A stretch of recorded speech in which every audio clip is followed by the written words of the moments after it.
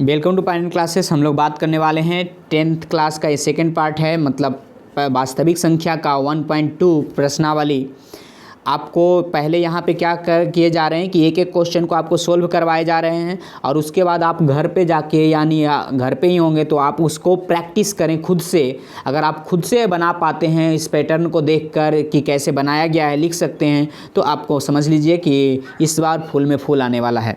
चलिए हम लोग आगे बढ़ते हैं। क्या कहता है दोस्तों? कहता है निम्नलिखित संख्याओं का अभाज्य गुणनखंडों के गुणनफल के रूप में व्यक्त कीजिए। अभाज्य गुणनखंड कैसे निकाला जाता है, इसके लिए थोड़ा सा ये थ्योरी जान लीजिए। गुणनखंड निकालने के लिए अभाज्य गुणनखंड बोल रहा है, तो पहले तो अभाज्य किसको कहते हैं? तो वो संख्याएं जो केवल अपने आप से कटती है उसे अभाज्य संख्या कहते हैं। जैसे 2, याद रखें, एक ना ही भाज्य है ना ही अभाज्य है। 2, 3, 5, 7, 11, 13, तो आगे नहीं। हम लोग इन सब का पहले विभाज्यता का नियम कि किससे कटेगा, कौन कटेगा, इसको थोड़ा सा देख लेते हैं।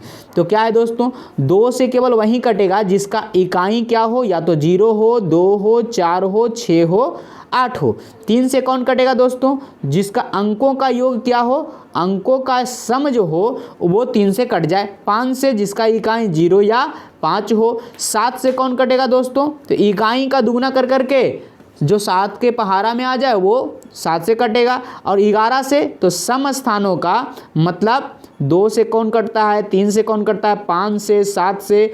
11 का जो सम स्थानिक अंकों का कुल योग विषम स्थानिक अंकों के कुल योग के अगर अंतर जो हो वो 11 से विभाजित हो तो वो आपका 11 से कटेगा। 13, तो 13 का कोई बेसिक रूल्स नहीं बने हैं, परंतु 13 से आप जांच कर लें। तो यहाँ पे आपका क्या है दोस्तों? 140। 140 को कैसे लगाइएगा? यहाँ पे तो लगाया हुआ है, सीधे सीधे लिखा गया है। तो 140 का आप कीजिएगा, कितना से लगाएं? 0 है, 2 से 70, 2 से लगाएंगे कितना आएगा? 35। फिर कितना से लगाएंगे? इकाई में 5, तो 5 से लगाएंगे तो 7 × 5 = 35। तो हमारा क्या हो गया? 2 × 2 × 5 × 7। तो आप समझ गए होंगे, चूंकि 2 को 2 है इसलिए इसको 2 पर पावर 2 लिख सकते हैं, गुने 5 × 7। वैसे ही 156 का दोस्तों, 156 का क्या किया गया होगा? तो 1, 5, 6, इसमें क्या किया गया होगा? 2 से लगाए तो कितना हो गया? 2 से लगाएंगे तो 7 दूनी 14, 8 दूनी 16। 2 से लगाएं तो कितना हो गया? 39 दूना 78। अब 9, 3, 12, मतलब 3 से लगेगा, 2 से तो लगेगा नहीं, तो कितना हो गया? 33 × 39। तो इसीलिए लिखा गया 2 × 2 × 3 × 13। अब 2 2 गो है इसलिए 2 का स्क्वायर × 3 × 13। तो इसी प्रकार से आप इन सभी का भी कर सकते हैं। ठीक है दोस्तों, तो 3800 का इतना आया। ठीक है, 3825 का, उसके बाद 5005 का आप कर सकते हैं, 7429 का।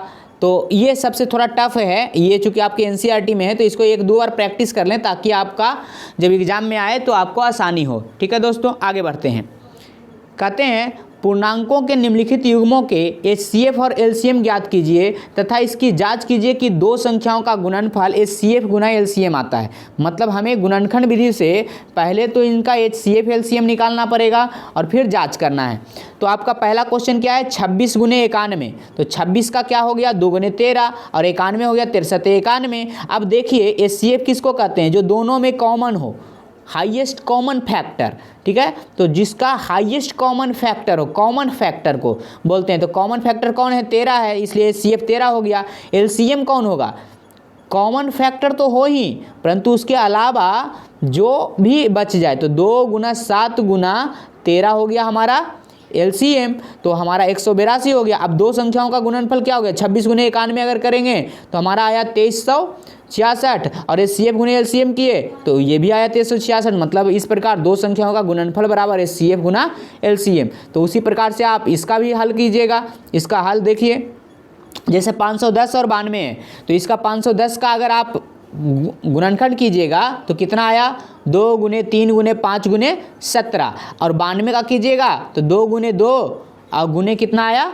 23 आया। अब HCF क्या होता है? Highest common factor. हाईएस्ट माने सबसे ज़्यादा, कॉमन यानी जो सब में हो, और फैक्टर मतलब गुणनखंड। तो कौन है दोस्तों? सबसे पहले तो यहाँ देखिए 2 ही है जो हाईएस्ट कॉमन फैक्टर है। यहाँ पे कौन है? 2 हाईएस्ट कॉमन फैक्टर है, 2 जो है वो हाईएस्ट कॉमन फैक्टर है। एलसीएम कौन हो गया, तो जो मैक्सिमम घात वाले हैं, तो 2 का मैक्सिमम घात क्या है 2 पर पावर 2, इसलिए उसको डाल दिए। 3 का मैक्सिमम घात क्या है 3 ही है। 5 का मैक्सिमम घात 5 ही है। 17 को 17 डाल दिए और 23 का क्या डाल दिए 23। अब सबको मल्टीप्लाई किए तो कितना आ जाता है 23,460 आ गया। अब दो संख्याओं का गुणनफल, चूंकि चेक तो यही करना है, तो दोनों संख्या को गुना किए तो हमारा क्या आ गया 46,920, और एलसीएम गुने एलसीएफ किए तो कितना आ गया 46,920। अब इसका मतलब दोनों सेम आया, तो हम कह सकते हैं कि इस प्रकार दो संख्याओं का गुणनफल क्या आया एलसीएफ गुने एलसीएम आया। ठीक है दोस्तों, आगे आपका तीसरा प्रश्न है, क्या कहता है कि 336 और 52 का वही चीज़ करना है, मतलब एचसीएफ एलसीएम निकाल के उसको जांच करना है। तो 336 का गुणनखंड निकालेंगे तो कितना हो गया दोस्तों 200, 2 गुने 2 गुने 2 गुने 2 गुने 3 गुने 7, यानी 2 पर पावर 4 गुने 3 गुने 7। और वहीं अगर देखें 54 का तो 2 गुने 3 गुने 3 आया। ठीक, मतलब 2 गुने कितना कर देते हैं दोस्तों 2 गुने 3 पर पावर 3। अब देखिए हाईएस्ट कॉमन फैक्टर, तो हाईएस्ट कॉमन क्या होगा इसमें 4 2 है, इसमें 1 2 है, इसलिए 1 2 होगा। इसमें 1 3 है, इसमें 2 3 है, 3 3 है, तो इसमें कौन होगा 3 होगा। तो 3 दूनी कितना हो गया दोस्तों 6 हो गया। अब आगे देखते हैं 2 पर पावर 4 3 पर पावर 3, मैक्सिमम वाला एलसीएम में क्या होता है मैक्सिमम पावर वाला यूज करते हैं। तो 2 पर पावर 4 सबसे ज़्यादा है 2 के मामले में, 3 पर पावर 3 सबसे ज़्यादा है 3 के मामले में, और 7 तो 1 है ही, इसलिए 7 लिख दिए। तो हमारा क्या हो गया दोस्तों, सबको गुना कर देंगे तो हमारा क्या आया 3024, मतलब 3024 आया। तो दो संख्याओं का गुणनफल करते हैं तो कितना आ गया हमारा 18,144, और एचसीएफ गुने एलसीएम किए तो 6 गुने, चूँकि 6 ना था एचसीएफ तो सबका मान रख दिए तो कितना आ गया 18,144। इसका मतलब ये वाला भी हमारा बनाया हुआ सही है। ठीक है दोस्तों, आगे बात करते हैं एलसीएम एचसीएफ क्या किस विधि से, आवाज गुणनखंड विधि से। तो पहले आप क्या कीजिए कि सबका एचसीएफ गुणनखंड निकाल लीजिए। तो 12 का क्या हो गया 2 गुने 2 गुने 3, 15 का हो गया 3 गुने 5, और 21 का हो गया 3 गुने 7। तो जो सब में आता है उसी को हम बोलते हैं एचसीएफ। अगर अब कोई कहे कि अगर एक भी नहीं मिलता तो एक ही होता है एचसीएफ, परंतु इसमें तो 3 मिल रहा है इसलिए इसका एचसीएफ 3 होगा। और एलसीएम क्या होता है दोस्तों, तो एलसीएम होता है जो सबसे मैक्सिमम घात है। 2 का घात 2 सबसे ज़्यादा है, 3 का तो 1 ही है, 5 1 ही है, 7 1 ही है, सबको गुना कर देंगे तो हमारा है 420 420 है ना। आगे दूसरा क्वेश्चन क्या है दोस्तों 17 23 और 29। अगर आप गौर से देखिए तो 17 और 23 29 ये तीनों के तीनों अभाज्य संख्या है। बहुत इंटरेस्टिंग क्वेश्चन दे दिया है। तो इसको हम लिख सकते हैं 1 गुने 17 1 गुने 23 1 गुने 29। यहाँ पे देखिए हाईएस्ट कॉमन फैक्टर जो है वो केवल और केवल 1 ही है ना। तो इसलिए इसका एचसीएफ 1 होगा, परंतु जो अगर एलसीएम निकालेंगे तो 17 × 23 × 29, तो क्या हो गया तीनों का गुणनफल कर दिए तो हमारा आ गया 11,339। ठीक है दोस्तों, अगर 8 9 25 की बात करें तो 8 जो है वो क्या है 2 पर पावर 3 है, 9 जो है वो क्या है 3 पर पावर 2 है, मतलब 2 को 3 है, और 5 जो है 5 पर पावर। अगर इसमें कोई कॉमन ढूंढें तो एक में 2 केवल है, एक में केवल 3 है, एक में केवल 5 है, कॉमन तो कुछ है ही नहीं। तो कुछ नहीं कॉमन होता है तो वो 1 होता है। ठीक है, एलसीएम क्या हो जाएगा 2 पर पावर 3 गुने 3 पर पावर 2 गुने 5 पर पावर 2, और सबका गुणनफल निकालेंगे तो क्या हो जाएगा 1800। तो इस प्रकार से आप समझ गए होंगे दोस्तों। अगला क्वेश्चन है कि ये सीएफ जो दिया हुआ है, सीएफ क्या है 306 और 657 का एचसीएफ 9 है। तो एलसीएम ज्ञात करना है। यहाँ पे ऐसा नहीं कि आपको एलसीएम जाके बरका विधि से निकालना है, आपको फार्मूला याद करना पड़ेगा। एलसीएम गुने एचसीएफ बराबर दो संख्याओं का गुणनफल। एक दोनों संख्या तो हमें पता है, एक संख्या 306 है और दूसरी संख्या कितना है 657 है। तो एलसीएम बराबर क्या हो जाएगा, एचसीएफ इधर जाएगा तो भागा में चल जाएगा, तो दो संख्याओं का गुणनफल बट्टा एचसीएफ, मतलब 306 गुने 657 बट्टा 9, इसको गुना करके भाग दिए तो आया कितना 22,338, और ये आपका क्या हो गया एलसीएम हो गया। आशा है दोस्तों कि अगर एचसीएफ दिया रहे तो एलसीएम निकाल लीजिएगा दोनों संख्याओं के साथ, अगर दोनों संख्याओं के साथ एलसीएम दिया रहे तो आप एचसीएफ इसी सूत्र से निकाल लीजिएगा। अगला क्वेश्चन है, जांच कीजिए कि क्या किसी प्राकृतिक संख्या n के लिए संख्या 6 पर पावर n, कितने पे पावर n 6 पर पावर n शून्य पर समाप्त हो सकती है। चलिए देखते हैं 6 जो होता है इसका अगर अभाज्य गुणनखंड कीजिएगा तो 2 गुने 3 आएगा। अब 2 गुने 6 पर पावर n का मतलब 2 गुने 3 पर पावर n, मतलब 2 पर पावर n गुने 3 पर पावर n। अब 2 पर पावर n कभी भी 0 नहीं आता है, वो 2 4 6 भी, ठीक, तो इस टाइप से आता है जैसे। और 3 पर पावर भी कभी 0 नहीं आता है, तो चूंकि 2 और 3 कभी 0 नहीं आता है इसलिए तो यही चीज़ लिखा गया है। देखिए यदि कोई संख्या 0 पर समाप्त हो सकता है तो वह 10 से विभक्त होगी, और दूसरे शब्दों में वो 2 और 5 से भी विभाजित होगी।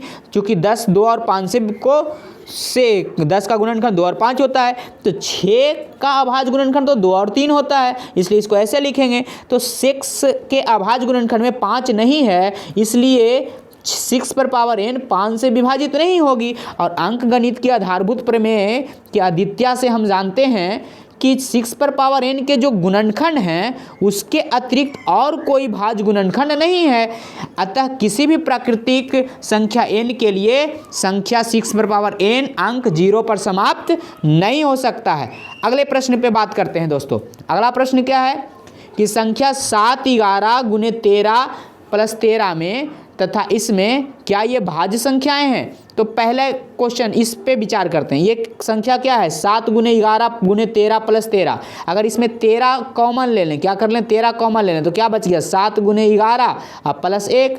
इसका मान चाहे जो भी हो परंतु ये 13 से तो पक्का कटेगा, ठीक है, 13 से पक्का कटेगा। तो इसका मतलब है कि ये क्या है, इस प्रकार संख्या के 2 से अधिक भाज्य गुणनखंड हैं जो यहाँ पे आप दिख रहे हैं, है ना। तो 13 गुने 78 हो गया, तो 78 को भी तोड़ दिया तो 13 गुने 6 मतलब 2 से, इसलिए ये क्या है 2 से अधिक गुणनखंड आ गए, है ना। इसका गुणनखंड क्या आना चाहिए था भाज्य होने के लिए, केवल 1 या इसके अलावा कोई और।